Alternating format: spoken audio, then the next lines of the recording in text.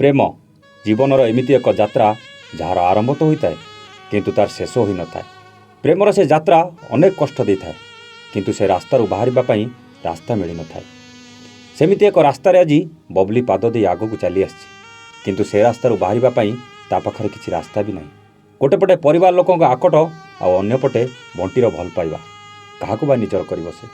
आज बंटीर से अवस्था कथा बुनू पाखर शुणा पर बबली मनरे जेमिति अथई हो जाइए आउ से बंटी सहित थरे देखा करने आगे आसी हेले बंटी एबे कोठी अछि तार किछि भी खबर बबली पाखरे नाही। परिवार से बंधन को फिटाई सतरे कौन बबली निज प्रेम पाखक फेरी पारिबो जानिया आसंतु देखिबा आजिर ए अध्याय। बुलबुल देख हम घर को किए आछंती। जाउछि मामा हेले किए आछंती? देख तो आई आछंती। ओहो जाउछि कौन पैसे हम घर को आछंती के जाने मु तांको पर बहुत रागी छी। से मु गेली मामा को कौन पे गालो करथले के जाने सब बेले मो मामा तांको भाई मन दुख करथला मु तांको सह जम्मा देखा करबे। धन जल्दी आस।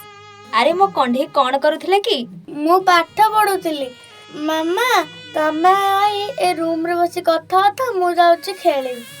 हो ठीक अछि जा। मामा आएर गप तो एबे जमारू सरीव आमे चलो से डायरी बाहर करके पढ़िबा किंतु मामा आसवा पूर्व आज सब सत जानिबा को पड़िबो आ से बंटी के ताको भी खोजिबा को पड़िबो। मु पुणी थरे केते बड़ भूल करबा को जाउथली। घर लोकन को कथा रे पड़ी मु आज पुणी थरे मो बंटी को हरे देबा को बसथली। जदि बुनु सहित कथा ही न थांती ताहले सबु सरी जाई थांता।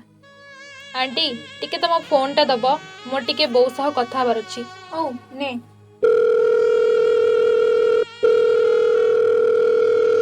हेलो देई कुह।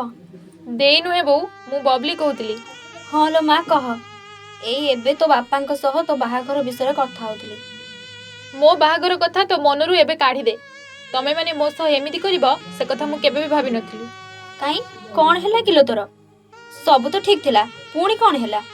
किछि भी ठीक नथिला बौ। तमे माने सबु जानिबी मो सह एमिति काहे की कर देलो? सबु किछि जानि माने को कथा तू कहउछु? मु मो भला पाइबा कथा कहउची मो बंटी कथा। ता कथा मु केमिति जानिबी? से कुआडे गला कि मला से कथा मते जणा नाही। चुप कर बौ। ए कथा कहबा को तते टिके खराब लागुनी? खराब काहे कि लागिबो? आमे तो बाहाघर रे राजी थिलु हेले से टोका कुआडे चली गला? चुप कर बौ। आ केते मिछ कहबू? काई तते एमिति को मिछ कहि देली कि? को मिछ कहिलु सेटा कोन तू जानिनु? मो बंटी एबे कोठी बौ? ओहो तते थरे कहिली ना मु जानिनी बोली। मु जानिछि बौ तू सबु जानिछु। थरे खाली कहि दे से एबे कोठी। जदि तू एते थर मते ता कथा कहिबा को कहिलुनी ता माने तो पाखरे से टोकार खबर पहुंची गलानी। प्लीज बौ तते मोर आण मते सबु सत कथा कहि दे। कहिबी हेले गोटे शर्त रे। तांको कथा सुनिबा पाई मते जहा भी शर्त दबु मु पालन करबी हेले से एबे कोठी बा सेई कथाटा कहि दे। तू आमे बुझिथिबा से बाहाघर रे राजी हेचिबु तो? तबे माने कोन सब पागल हे गलणी? बंटी रे अवस्था रे भी तमरो बाहाघर कथा चिंता पड़िछि। चुप कर बहुत किछि कहिलुनी जेति के कहिली सेइटा रे जदी राजी कह नहले फोन रख। से बे हॉस्पिटल ले अछंती किंतु तमको केवल तम जिद्दी ही देखा जाउछि। तमे माने मଣିଷ ना पत्थर? जदि तोर बंटी खबर जानिबार अछि ताहाले तो निष्पत्ति कोन मते जणैबु एबे रख। हे प्रभु मु एबे कोन करबी? केमिति मो बंटी रो खबर पाइबी? बुनु कहउतला से एबे कोमा रे अछंती मते किछि बाट देखा जाउनी। कोन करबी आ केमिति तांको पाखकु जिबी?